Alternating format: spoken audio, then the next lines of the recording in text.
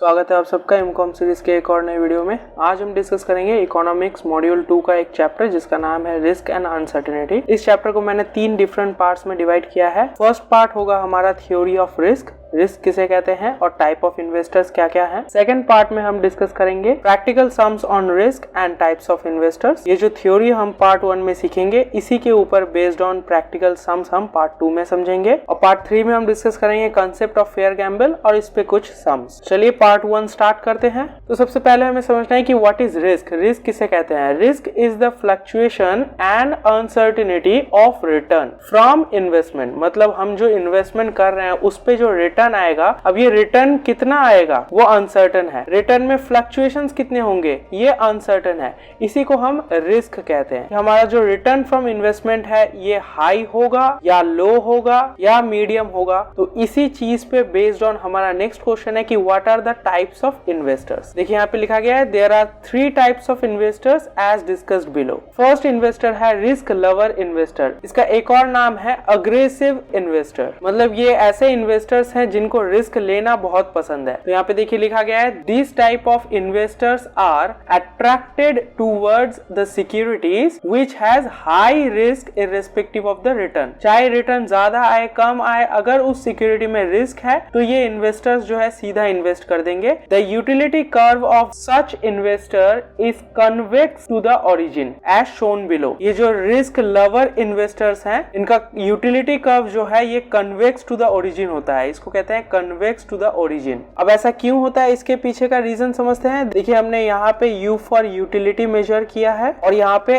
I for income. तो suppose कीजिए यहाँ पे रिस्क लवर इन्वेस्टर जो है उन्होंने एक इन्वेस्टमेंट किया है और यहाँ पे उनका इनकम आ रहा है पॉइंट A। अब सिंस हमें पता है कि ये जो रिटर्न है ये अनसर्टेन है तो रिटर्न जो आ रहा है A, अब A से इनकम थोड़ा कम भी हो सकता है या थोड़ा ज्यादा भी हो सकता है, राइट। तो सपोज करते हैं इनकम जो है थोड़ा कम हो गया, यहाँ पे लिख देते हैं पॉइंट B। और अगर इनकम थोड़ा बढ़ जाता है तो यहाँ पे हम पॉइंट ले लेते हैं C। तो देखिए पॉइंट A जो है ये है नॉर्मल इनकम, ये अगर सर्टेन है। अब सिंस हमें पता है रिटर्न जो है अनसर्टेन है, तो अनसर्टेन होने के कारण इनकम कम भी हो सकता है या इनकम बढ़ भी सकता है, राइट। अब देखिए इनकम अनसर्टेनिटी की वजह से हमें 2 पॉइंट्स मिल रहे हैं, point B and point C, right. इसको अगर हम स्ट्रेट लाइन से ड्रॉ करें इसको हम कह सकते हैं एक्सपेक्टेड रिटर्न। तो एक्सपेक्टेड रिटर्न क्या हो सकता है? कम भी हो सकता है और ज्यादा भी हो सकता है। बट एक्चुअल रिटर्न क्या है? ये है एक्चुअल रिटर्न। तो यहाँ पे आप देख सकते हैं actual return is less than the expected return. देखिए एक्सपेक्टेड रिटर्न कहाँ आ रहा है? यहाँ पे आ रहा है, पॉइंट F कर देते हैं। पॉइंट F जो है ये एक्सपेक्टेड रिटर्न है and actual return is point E,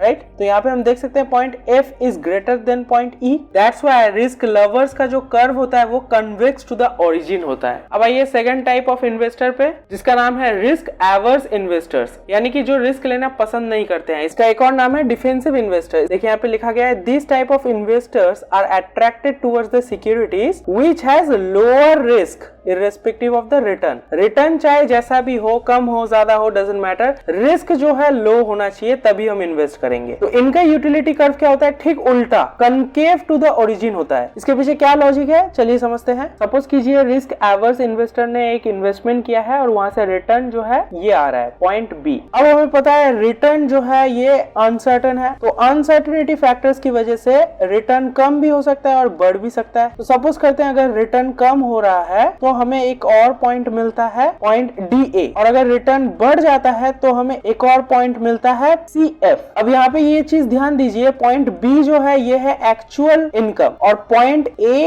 and C जो है ये दोनों है एक्सपेक्टेड इनकम। स्ट्रेट लाइन से अगर D और F को ज्वाइन करें तो देखिए हमारा एक्सपेक्टेड पॉइंट जो है यहाँ पर आ रहा है पॉइंट G। तो हमारा एक्सपेक्टेड यूटिलिटी आ रहा है GB, बट हमारा एक्चुअल यूटिलिटी है EB। तो यहाँ पे आप देख सकते हैं कि रिस्क एवर्स इन्वेस्टर्स का एक्सपेक्टेड यूटिलिटी जो है वो हमेशा कम होता है एक्चुअल यूटिलिटी से।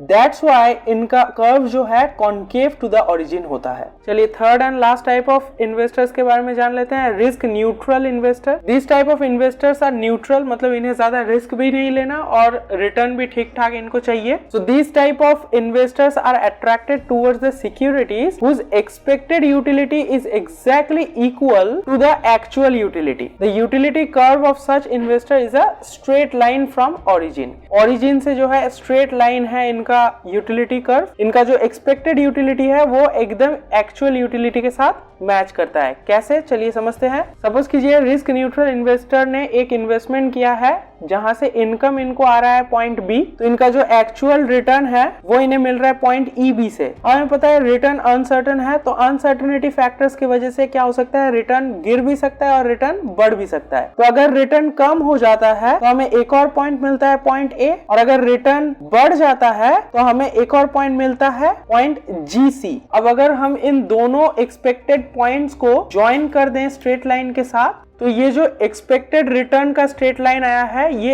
एग्जैक्टली इक्वल है हमारे एक्चुअल रिटर्न के स्ट्रेट लाइन से। हेंस हमें कह सकते हैं कि रिस्क न्यूट्रल इन्वेस्टर्स का यूटिलिटी कर्व जो है वो एकदम स्ट्रेट लाइन है और उनका एक्सपेक्टेड यूटिलिटी जो है वो एग्जैक्टली इक्वल है उनके एक्चुअल यूटिलिटी से। तो ये था हमारा थ्योरी पोर्शन, जहां से आपको बहुत आसानी से 5 मार्क्स का क्वेश्चन मिल सकता है। अपकमिंग वीडियोस में हम प्रैक्टिकल सम्स करेंगे इसी कॉन्सेप्ट पे बेस्ड ऑन, और थर्ड पार्ट में हम न्यू टॉपिक सीखेंगे जिसका नाम है फेयर गैम्बल। तो वो वीडियोस आप मिस ना कर जाइए, इसलिए चैनल को सब्सक्राइब करके नोटिफिकेशन बेल जरूर हिट कर दीजिए। हम साइमल्टेनियसली अदर सब्जेक्ट्स भी कवर अप कर रहे हैं, जैसे कि indirect tax, operation research, accounting theory and tax planning. अगर आपने वो वीडियोस अभी तक नहीं देखा है तो डिस्क्रिप्शन में प्लेलिस्ट का लिंक दिया हुआ है, जाकर जरूर चेकआउट कीजिए। वीडियो अच्छा लगे तो लाइक करके अपने दोस्तों के साथ शेयर कर दीजिए। अगर कुछ डाउट हो तो कमेंट सेक्शन में कमेंट करके पूछ सकते हैं। आज के लिए बस इतना ही, मिलते हैं हम अपकमिंग वीडियोस में, तब तक के लिए जय हिंद, वंदे मातरम।